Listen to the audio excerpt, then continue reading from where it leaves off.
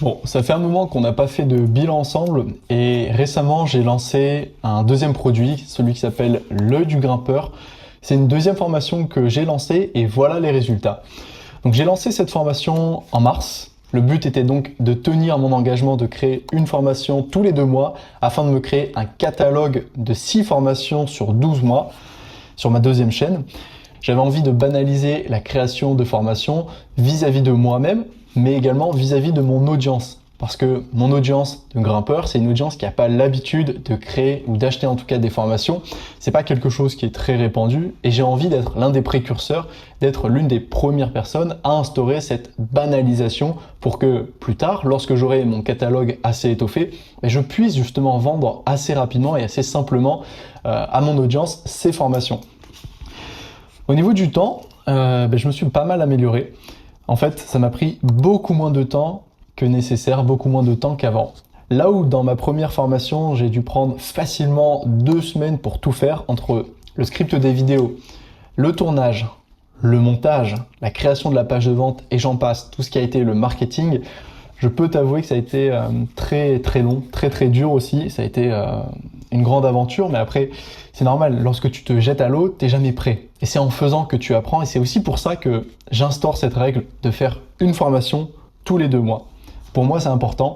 Je pourrais même faire une formation tous les mois, mais j'ai pas encore ce niveau. Je passe encore trop de temps à faire autre chose. Mais déjà, une formation tous les 2 mois, c'est un très bon rythme. Donc, j'ai mis beaucoup moins de temps, j'ai été beaucoup plus rapide. Franchement, la création de la formation a dû me prendre aux alentours de 3 jours à peu près avec le script, le tournage et le montage. J'ai créé aussi une page de vente très très rapidement. La page de vente, elle m'a pris peut-être 2 heures, 2 heures et demie max parce que j'avais déjà créé une toute première page de vente sur laquelle j'ai pu enregistrer des bannières, des sections, tu sais, des commentaires, ce qui m'a permis en fait de faire du plug and play. Donc j'ai repris ma première page de vente, je l'ai copié-collé et je n'avais juste qu'à l'adapter avec mon nouveau produit. Il y a des choses qui ne changeaient pas, par exemple la section FAQ, ma présentation, mon background, ma preuve sociale, mon diplôme, mon niveau, ce genre de choses. Ce qui changeait par contre, c'était le questionnement, les problèmes que rencontraient mes clients et aussi la solution que j'allais leur apporter. Il y a également tout un travail sur les garanties, un autre travail sur le contenu de la formation.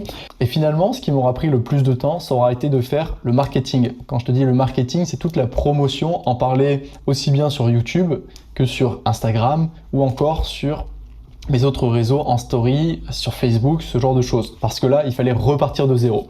Pourquoi repartir de zéro? Partir de zéro parce que le produit est neuf, donc il fallait créer déjà le logo. Le logo, j'ai eu peur que ça me prenne beaucoup de temps. Finalement, je suis allé sur quelque chose d'assez simple, à l'essentiel. Donc j'ai pris plusieurs photos de moi que j'ai assemblées avec cette idée d'œil du grimpeur. Donc le fait d'avoir un regard, tu sais, un regard, l'œil de lynx. Déchiffrer un petit peu les choses, c'est un peu la manière dont je l'ai vendu. Savoir déchiffrer le mur, les prises.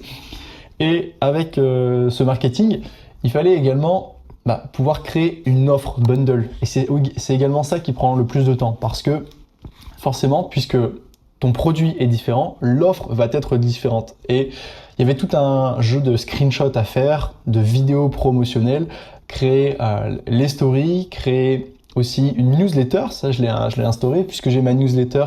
En fait, j'ai utilisé cette base de données pour pouvoir essayer de vendre plus de produits. J'ai fait une avant-première pour ces personnes-là avec une réduction de moins 10%.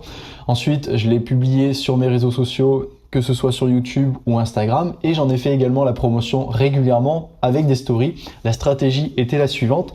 Je proposais une partie, tu sais, de ma formation. Sur YouTube, c'était un module pour estimer son niveau de lecture. Et si tu avais envie de recevoir l'ensemble de la formation, il y avait un lien dans la description. Sur Instagram, je proposais des PDF, donc c'était souvent des bonus qu'il y avait dans la formation que je donnais gratuitement. Et si tu voulais avoir l'ensemble de la formation, encore, il y avait un lien pour aller acheter la formation dans ma story. Donc j'avais différents canaux d'acquisition, mes stories, un réel, un carrousel et une vidéo YouTube, grosso modo. Au niveau des résultats, donc c'est pas trop mal. J'ai fait plus de ventes que la première fois, mais j'ai fait moins de chiffre d'affaires. J'ai fait 11 ventes pour environ 310 euros. Ces 310 euros ont été générés lors de la première semaine de lancement, donc c'est déjà bien. Mais ce que j'ai remarqué, et ce qui arrive assez souvent, c'est que les ventes ne se font que durant la première semaine, notamment avec les codes promo. Donc moi j'avais un code promotionnel de moins 50%, la formation était vendue à 50 euros.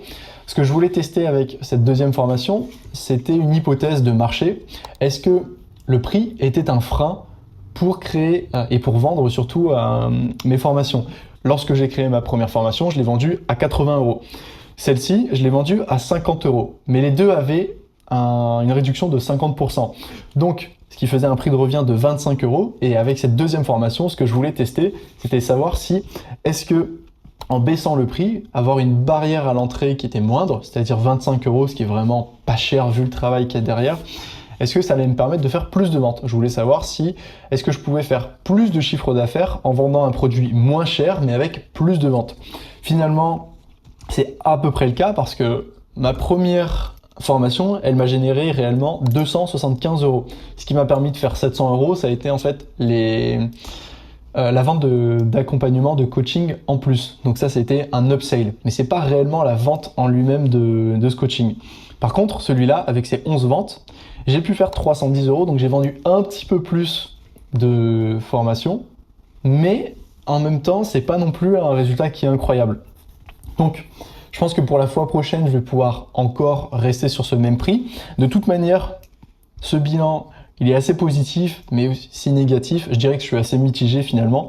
Mitigé parce que j'aimerais faire plus de ventes, évidemment. Tu vois, 300 euros pour une formation, c'est pas cher. Ça pourrait être le prix même d'une formation, 300 euros, c'est pas cher payé. C'est pas grave, parce que j'avance.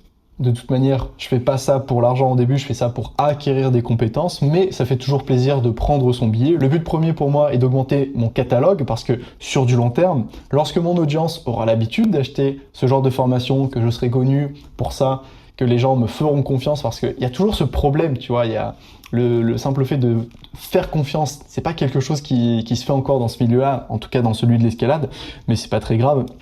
Le temps fera son effet.